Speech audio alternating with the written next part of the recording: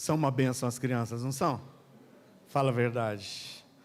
Bom, eu passei a minha fase de pai de pequenas, né?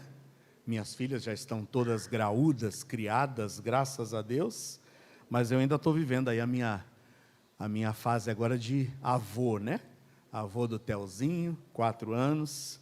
Mas quero dar o parabéns aqui a todos os pais, mas avós também. Porque todo mundo dizia, eu nunca acreditava nesse negócio de que avô é pai 2 vezes, mas realmente é um prazer e é uma satisfação tão grande e imensurável. A gente não consegue definir, né? É totalmente diferente do amor, do cuidado que a gente tinha para os filhos, aquele amor e o cuidado que a gente tem para com os netos. E tá aí os avós que não me deixam mentir, não é mesmo? Que bom. Abra sua Bíblia no Evangelho de Lucas, capítulo 8. Nós faremos uma leitura dos versículos 40 a 56.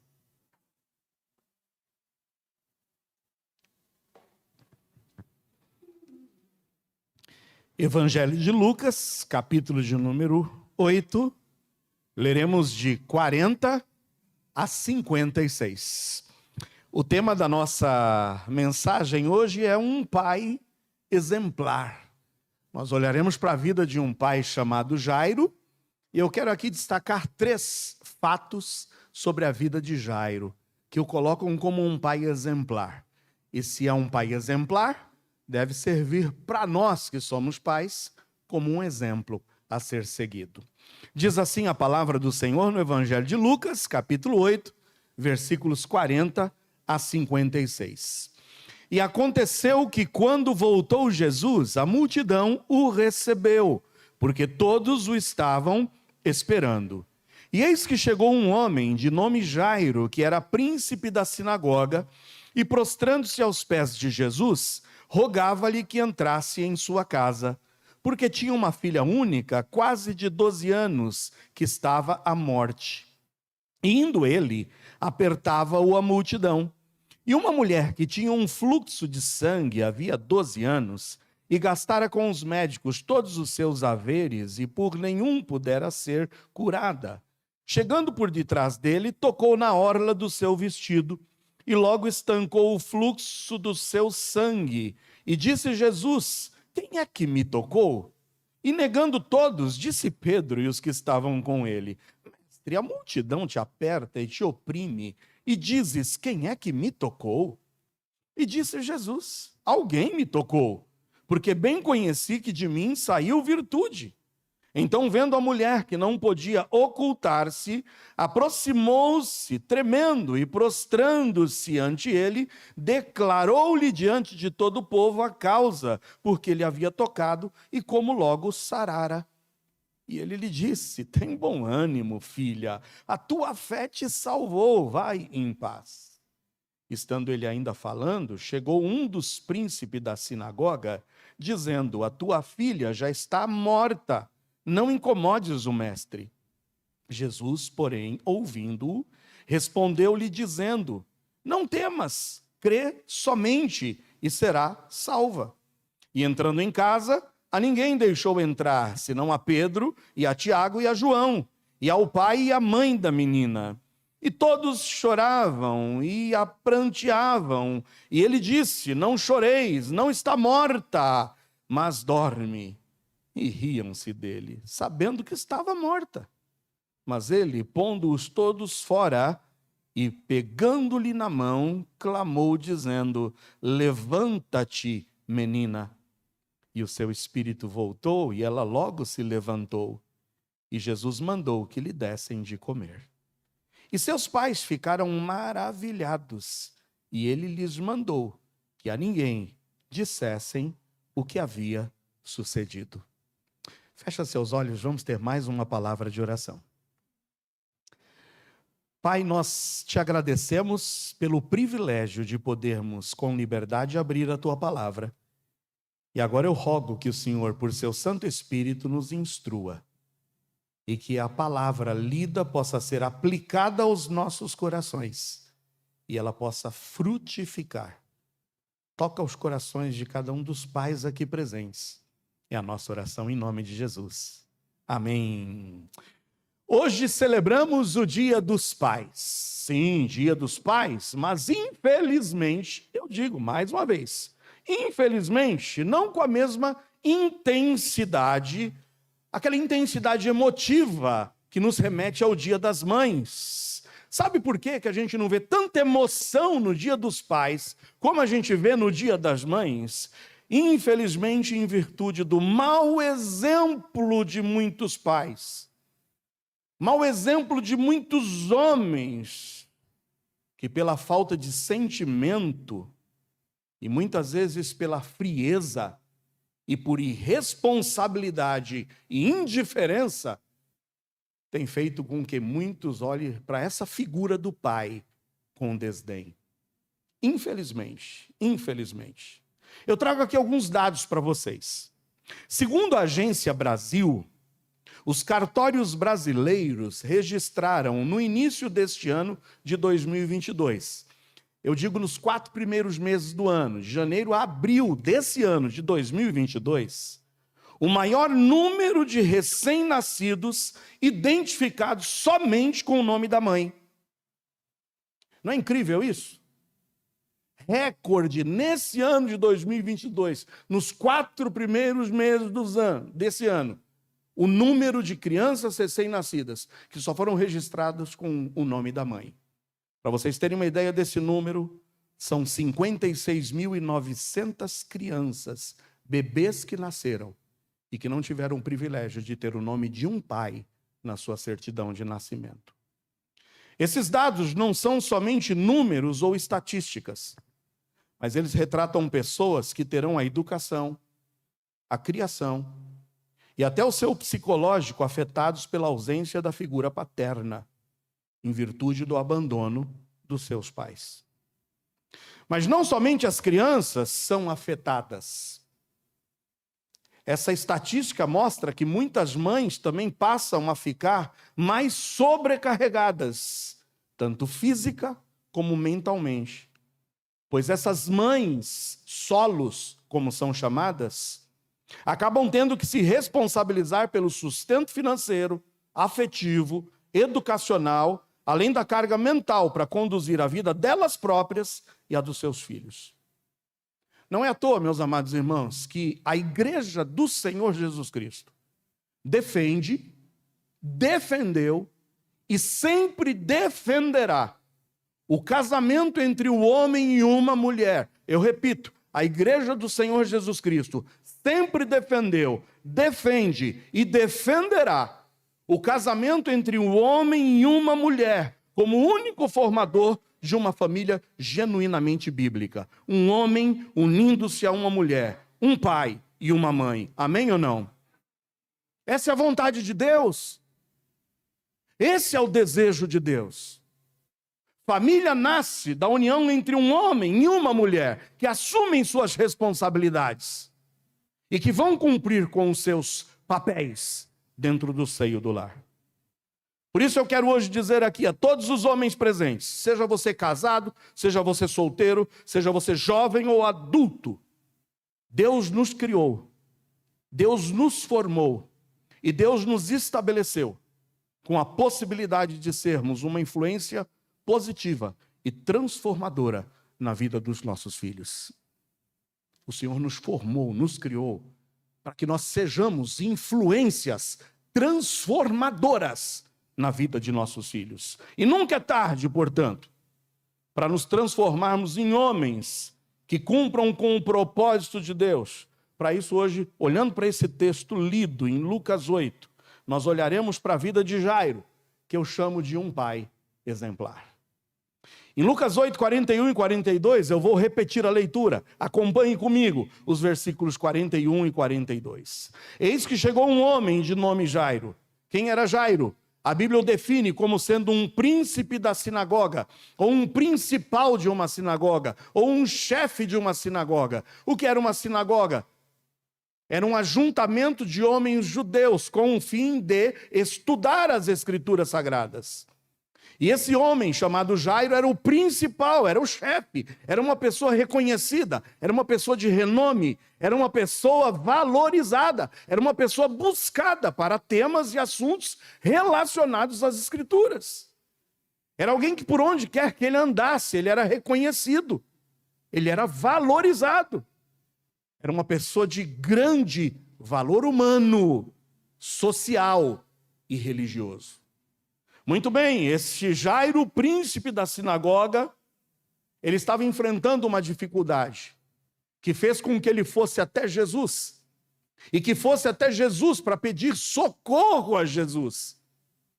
Esse homem não mediu esforços, chega diante de Jesus, e o versículo 41 diz que, prostrando-se aos pés de Jesus, rogava-lhe que entrasse em sua casa.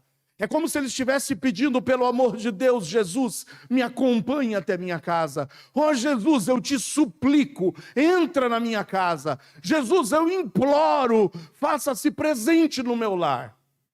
Por que tanto desespero nesse homem? O versículo 42 diz a razão. Ele tinha uma filha única. Quantos aqui são pais de filhos únicos? Levanta a mão. Você que é pai de um filho único, imagina você vendo o seu único filho, a sua única filha, quase de 12 anos, à beira da morte. Você consegue imaginar? Seu filho com 12 anos, à beira da morte, prestes a morrer. Isso foi com que motivou esse homem chamado Jairo a ir até ele. E nessa ida dele até Jesus, apertava-o a multidão. Ah, Jesus está passando por aqui. Jairo pensa, ele pode resolver o meu problema. A minha filha está à beira da morte. Irmãos, eu me recordo de três ocasiões que me fizeram tremer, me fizeram sentir a dor e a iminência de, quem sabe, perder as minhas filhas. É desesperador. A maior, a Thaís, eu me recordo quando em um dia, morávamos em um condomínio, em um conjunto, ali estava a Thaís e a Thalita. A Thalita ainda era novinha, era pequena, e ela adormeceu nos meus braços naquele momento, que era o momento em que nós descíamos sempre para aguardar a Cida chegar do trabalho.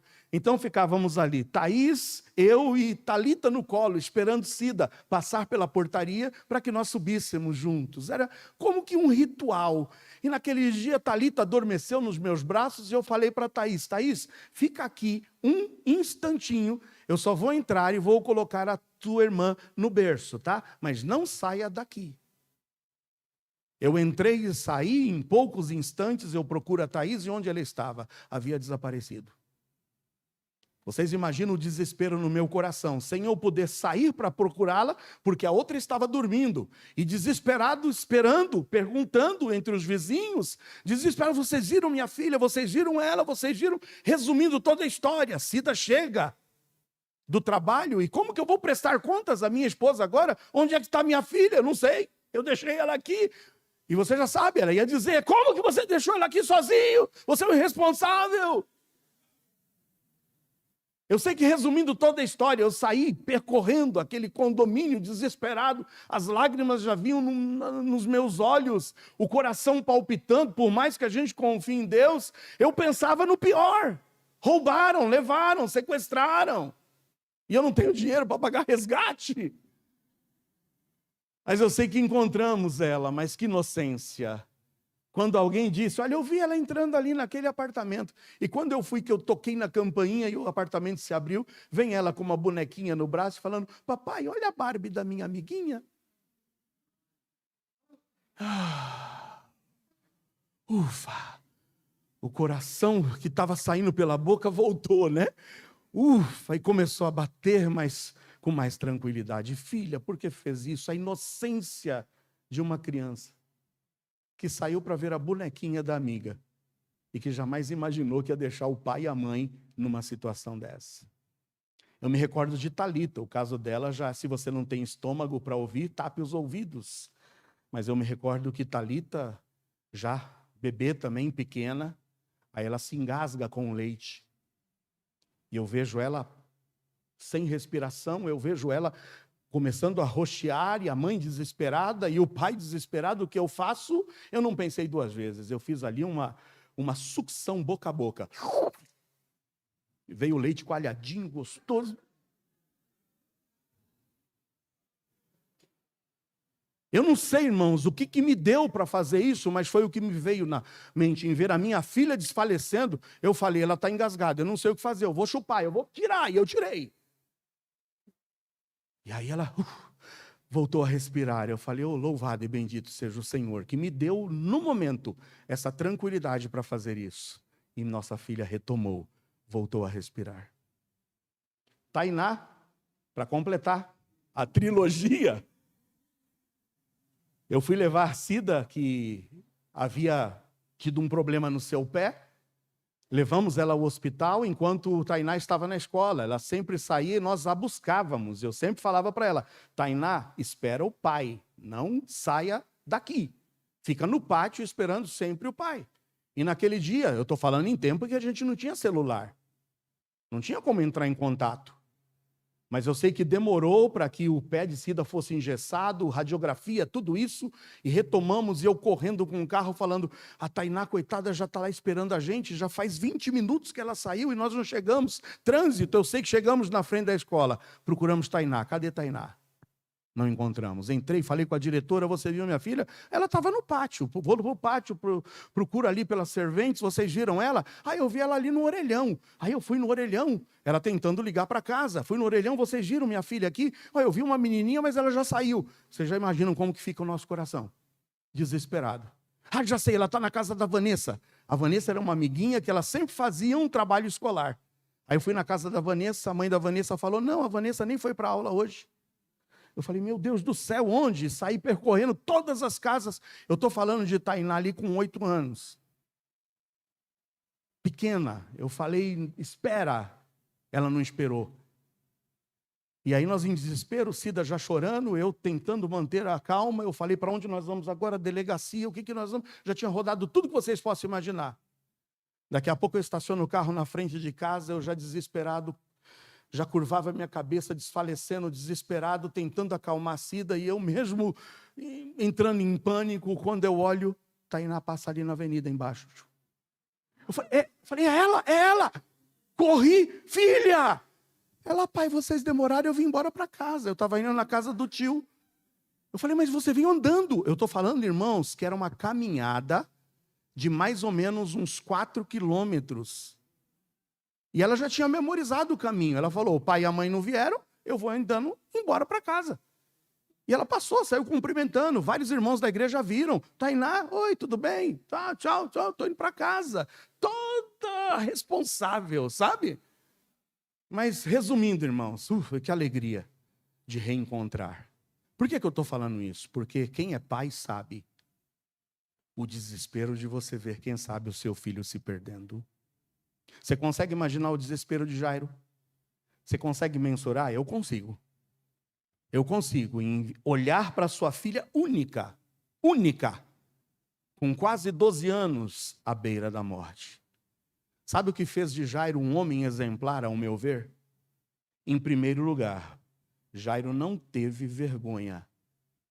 Jairo não teve vergonha de ir e buscar a Jesus. Por que eu estou falando de vergonha?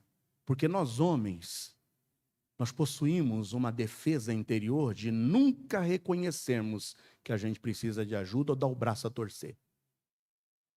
Nós que somos homens, muitas vezes, queremos dar de durão. Não, está tudo sob controle. Está tudo sob controle. Não, está tudo bem. E a gente tem vergonha de buscar ajuda. A gente tem vergonha de reconhecer que não conseguimos resolver por nós mesmos. Jairo estava atravessando uma situação tremendamente estressante. Sua filha única estava diante da morte. E geralmente os homens têm a tendência de se isolar, de guardar silêncio diante das dificuldades. Seja por questão de temperamento ou por orgulho mesmo. E é o orgulho que muitas vezes impede você e eu de sermos humildes. De reconhecermos, a coisa está fugindo do meu controle. Eu preciso de fato me entregar e eu dizer, Senhor, não consigo. Da gente ser sincero com a gente mesmo, largar a mão de ser besta, de querer dizer que a gente tem o controle da situação. Situações de crise, situações que estão escapando das nossas mãos e que não podem ser resolvidas através do nosso esforço próprio. O orgulho nos faz pensar que buscar ajuda ou conselho ou expressar qualquer tipo de emoção é sinal de fraqueza. Eu não posso demonstrar que eu sou fraco. Quando reprimimos esses sentimentos, nos tornamos mais vulneráveis e fracos. Mas Jairo não teve vergonha de ir e buscar a Jesus. Jairo não foi buscar Jesus às escondidas para que ninguém o visse, mas Jairo foi buscar a Jesus no meio da multidão que o apertava. Jairo não teve vergonha de chegar para Jesus e falar, Jesus, eu não sei mais o que fazer. Eu não tenho mais a quem recorrer, senão a Ti, ó Senhor. Você que é pai, você tem buscado ajuda em quem? Não, vai dar jeito. Eu vou dar uma disciplina, eu vou dar um corretivo, eu vou cortar isso, eu vou cortar aquilo, mas eu consigo resolver. Você está buscando as forças para resolver em quê? Em você? Na tua capacidade de colocar ordem no teu lar? Agora, o que é mais interessante é ver que Jairo assumiu a sua responsabilidade. Jairo não mandou a esposa ir lá para resolver. Vai lá, minha esposa, busca Jesus, vai lá. Eu fico aqui vigiando, eu fico aqui cuidando, porque homem muitas vezes está jogando nas costas da mulher o encargo que é seu. Tem muito pai aqui que não assume a sua responsabilidade. Quem tem que colocar ordem na tua casa é você, meu amado. É você, pai. Não é colocar tua esposa no círculo, não. Vai lá e resolve você. A educação cristã dos teus filhos é responsabilidade tua, pai. Não é da tua esposa. Assume o papel que Deus te concedeu. O papel que Deus exige de você. A gente não pode delegar a outros a responsabilidade que é nossa. É por isso que a gente vê muitas crianças, muitos adolescentes, muitos jovens desestruturados, porque não tem um pai presente. Um pai cumprindo as suas responsabilidades. Jairo não somente não enviou sua esposa e nem algum familiar, e nem sequer um seu empregado, mas ele foi pessoalmente. É você, meu amado, quem tem que ir a Jesus. Você está querendo resolver o problema da tua casa fora de Jesus? É você quem tem que ir até Jesus. Não adianta mandar a esposa, não mandar não. Vai lá, leva ele para a igreja. Quantos pais que ao invés de estarem aqui buscando a Deus, mandam a responsabilidade para as esposas? É tua responsabilidade, pai, em nome de Jesus. Jairo foi pessoalmente até Jesus. Não mandou nenhum intermediário. Eu posso afirmar de todo o meu coração e com toda a convicção, quão diferente seria a família, quão diferente e, consequentemente, seriam as nossas igrejas se tivéssemos mais pais como Jairo. Humanos, sensíveis, humildes e responsáveis, sem vergonha de buscar ao Senhor. Mais uma vez eu te pergunto, a quem você tem recorrido? A quem você tem buscado? Jesus mesmo afirmou lá em João 14,6, eu sou o caminho, a verdade e a vida. Ninguém vem ao Pai a não ser por mim. Quem quer solução para o seu lar, você quer solução para os teus filhos? Você está enfrentando uma barra difícil com os teus filhos? Você, pai, precisa buscar isso em Jesus. Em Jesus. Jairo é um homem exemplar, porque ele não teve vergonha de ir e buscar a Jesus. E o que Jesus espera é que você, meu amado, que aqui está, busque a Jesus para a solução dos problemas do seu lar. Quem vai a Jesus com fé jamais será desprezado, amém? Jamais será desprezado. Sim, Jairo é um homem exemplar, porque não teve vergonha de ir e buscar a Jesus.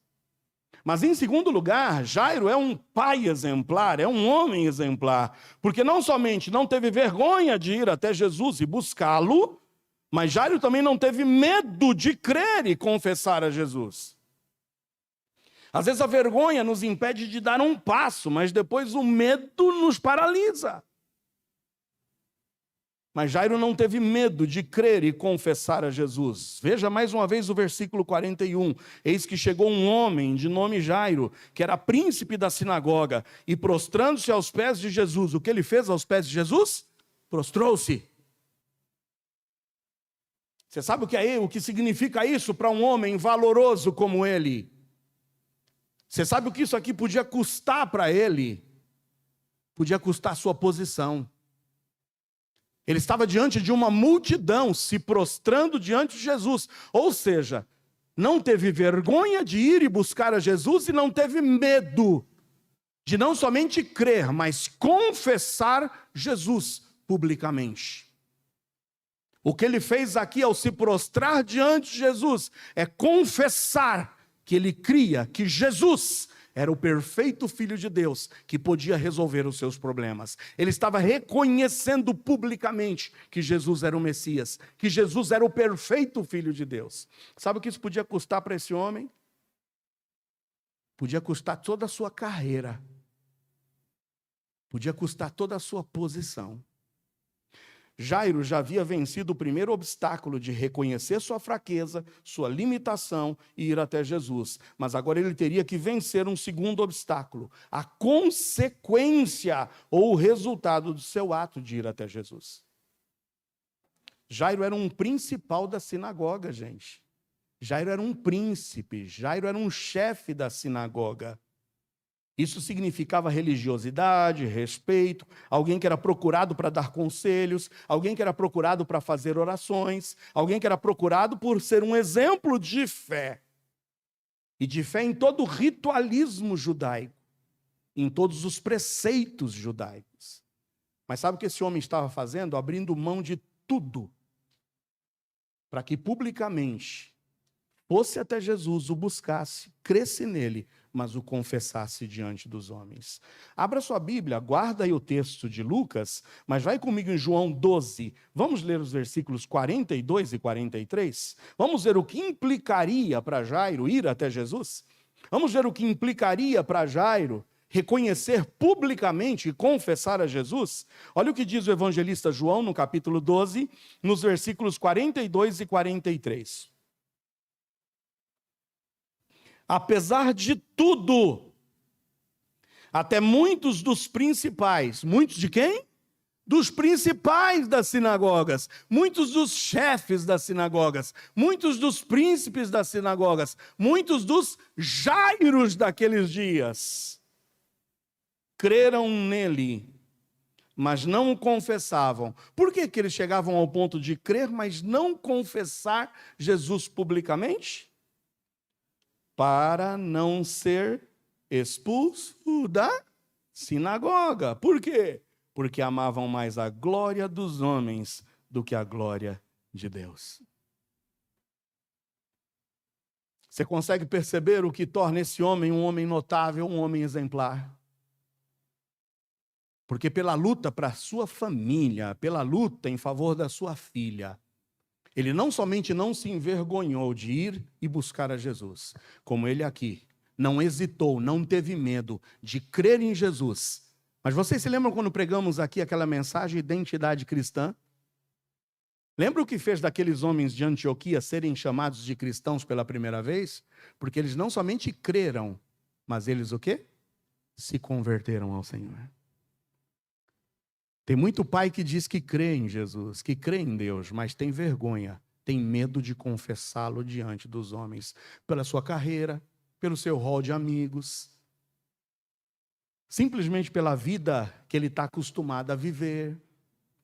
Isso pode custar meu trabalho, isso pode custar minha carreira. Quantas pessoas que têm largado a família, quantas pessoas que têm negligenciado a família em busca de uma carreira, em busca de um reconhecimento pessoal, tem simplesmente deixado a família em segundo plano, em busca das suas realizações, sejam profissionais ou pessoais. O que é mais importante para você? A sua carreira? O seu status? Ou a sua família? Nenhum sucesso nesse mundo compensa o fracasso na família. Nenhum sucesso nesse mundo vai compensar o fracasso na sua família. Sua família está acima dos seus sonhos. Sua família está acima da sua carreira. Sua família está acima de tudo na sua vida. Jairo estava disposto a perder posição, estava disposto a perder a sua fama, mas o que ele não estava disposto era de abrir mão de ver a sua filha curada. Jairo não teve vergonha de ir e buscar a Jesus, mas Jairo também não teve medo de crer e de confessar Jesus. E por último, eu posso te dizer que quem vai até Jesus e o busca com sinceridade, quem crê e o confessa diante dos homens, jamais se arrependerá de confiar em Jesus. Amém ou não? Jairo é exemplar, porque ele não se arrependeu por confiar em Jesus. Olha o que diz o versículo 49. Estando ele ainda falando, chegou um do príncipe da sinagoga dizendo: a tua filha já está morta, não incomodes o mestre. Jesus, porém, ouvindo-o, respondeu-lhe dizendo: não temas, crê somente, ela será salva. Já passou isso por sua cabeça? Eu já ouvi muitas pessoas dizerem isso. Quer saber de uma coisa, meu? Que zica, depois que eu me entreguei a Jesus, parece que as coisas começaram a dar tudo errado. Estou fora, eu acho que eu vou voltar atrás. E quantos que abandonam a fé? Dizendo, a minha vida parece que era melhor antes. As coisas estão mais difíceis agora. Note, olha para a vida de Jairo. Jairo, diante da sua posição, ele não pensou duas vezes, não hesitou, não teve vergonha de ir e buscar Jesus. Mas ele não teve medo. Eu posso perder tudo, eu posso perder minha posição, eu posso perder o meu status, eu posso perder tudo, mas eu vou crer e vou confessar Jesus diante de todos os homens. Você já imagina, depois dele ter feito tudo isso, dele ter tido essa coragem, aí vem depois um dos seus empregados e diz: viu, não adianta mais não, sua filha já morreu. Imagina o que pode ter passado na cabeça de Jairo nesse momento. Ele teria duas possibilidades. A primeira: por que eu fui fazer essa besteira? Minha filha morreu, não adiantou nada, eu vou perder tudo e ainda a minha filha. Será que valeu a pena eu reconhecer a Jesus diante de todo mundo? Talvez você se sinta assim. Jairo poderia, em primeiro lugar, arrepender-se de ter buscado a Jesus e entrar em desespero pelas perdas acumuladas agora. Vou perder posição, vou perder trabalho, vou perder representatividade e ainda perdi minha filha. Ainda vou ouvir da minha esposa quando chegar em casa. Perdi tudo por causa de Jesus. Ou Jairo poderia ir para a segunda possibilidade. Era crer que Jesus poderia trazer solução diante da impossibilidade. Talvez você já esteja aqui lavando as suas mãos e dizendo: não tem mais jeito lá em casa. Não tem mais jeito. Não tem mais solução. Perdi meu filho para as drogas, perdi minha filha para o mundo. Não tem mais jeito. Não há mais o que fazer. Você tem duas opções hoje: se arrepender ou confiar. Porque quando a gente confia em Jesus, Jesus é aquele que pode trazer solução diante da impossibilidade. Você crê nisso? Porque foi só isso que Jesus pediu para Jairo. Abafa agora essa palavra de derrota. Abafa agora essa palavra de morte. Abafa essa palavra que está querendo te desanimar. Abafa. E Jesus disse: crê somente. Crê somente. A mensagem do mundo era de morte. A mensagem do mundo era de desesperança. Não me incomodes o mestre, não incomoda mais Jesus, não adianta, a sua filha morreu. Não adianta, meu amado, não lute mais pelo seu casamento, não. Seu casamento já era, tua família já se foi. A palavra do mundo é essa, é palavra de derrota, é palavra de morte, é palavra de desânimo. Mas a palavra e a mensagem de Cristo é de vida, é de esperança. Amém ou não? Não temas, crê somente, e a sua filha será salva. Salva! O teu lar pode ser salvo, teus filhos podem ser salvos, teu esposo pode ser salvo, sua esposa pode ser salva. Crê somente, amém ou não? Crê somente. Não dê ouvidos às palavras do mundo, porque do mundo só vem derrota, no mundo só vem morte. E porque Jairo creu e não duvidou, ele foi recompensado. Olha o que diz o versículo 54, 55 e 56. Mas ele, pondo-os todos fora e pegando-lhe na mão, clamou dizendo: levanta-te, menina. É Jesus entrando na casa de Jairo. É Jesus tocando na mão da menina. É Jesus dando uma palavra de ordem: levanta-te, menina. E no versículo 55, o seu espírito voltou. Ela logo se levantou. Jesus mandou que lhe dessem de comer. E seus pais ficaram o quê? Maravilhados. Quantos querem ficar maravilhados diante do agir de Deus? Diga amém. Crê somente. Entrega a tua família aos pés do Senhor. Não tenha em primeiro lugar, não tenha vergonha de ir e buscar a Jesus. Não tenha medo de crer e confiar e confessar a Jesus. Eu estou disposto a buscar a Jesus. Eu vou a Jesus. E a minha família tem que estar comigo. Amém ou não? Seja exemplo, pai. Não se envergonhe de ir e buscar a Jesus. Não tenha medo de crer e de confessar a esse Jesus diante dos homens, custe o que custar. Nos teus negócios, nas tuas relações, nas tuas amizades, onde quer que você esteja, assuma o teu papel, sem medo de crer, custe o que custar. E eu posso te dizer que quem segue esses dois passos jamais se arrependerá. Jamais se arrependerá de confiar nele. Que Deus faça de você, pai, um Jairo. Que Deus faça de mim um Jairo. Que com confiança, sem vergonha, sem medo, possamos ir até Jesus. Fecha seus olhos. Eu quero orar por você, pai. Eu quero te encomendar nas mãos de Deus. Eu quero pedir que Deus te ajude a ser um pai exemplar. A primeira coisa que você precisa reconhecer hoje é que você precisa ir buscar Jesus. Esse é o primeiro passo. Não é a tua esposa que tem que buscar. Não são os teus filhos, tem que começar a partir de você. É de você que Deus espera isso, pai. E é sem medo.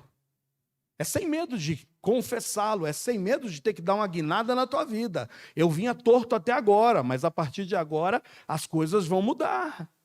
Eu sei que pode ter perdas, eu sei que eu posso perder, mas eu não vou me arrepender, porque crê somente. Jesus está aí para restaurar a tua família, Jesus está aí para restaurar o teu lar, Jesus está aqui hoje para devolver os filhos aos pais, os pais aos filhos. Que você seja exemplo, pai, sacerdote dentro do lar. Que você seja alguém onde Deus possa olhar e falar: eis aqui um pai exemplar. Eu quero orar por você. Não tenha vergonha. Não tenha vergonha. Não tenha medo. Eu quero orar por você. E eu sou o primeiro a levantar a minha mão e dizer: pai, eu preciso da tua graça. Quantos estão comigo? Tem mais pais aqui? Amém. Não tem mais pai aqui disposto, não? Amém. Amém. Tem mais pai aqui disposto a partir de hoje a buscar a Jesus sem vergonha, sem medo? Eu quero ver a tua mão levantada. Tem mais pais aqui? Amém. Amém. Ó Deus, nos capacita a sermos pais exemplares. Pais conforme o teu coração. Ó Deus, nada de mais importante havia na vida de Jairo do que ver a sua filha restaurada. Muitos dos nossos irmãos em Cristo estão com seus filhos à beira da morte, mas eu não digo nem de morte física, mas de morte espiritual. Quantos pais aqui hoje, talvez nessa noite, pesarosos por saber que seus filhos estão no mundo, por saber que seus filhos estão afastados da tua presença. Ó Pai, socorre o coração desses pais aqui hoje à noite. Que sem vergonha eles cheguem, busquem ao Senhor hoje. A que sem medo das consequências eles estejam dispostos hoje a crer, a te confessar diante dos homens. A que eles não se arrependam de confiar em ti. A que permaneçam firmes confiando em ti. Ó Deus, socorre os pais aqui hoje.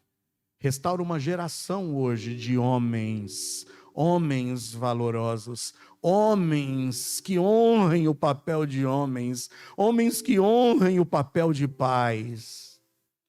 Restaura hoje uma geração nessa igreja de pais exemplares. Entrego eles em tuas mãos, rogando em nome de Jesus. Amém e amém. Fica de pé.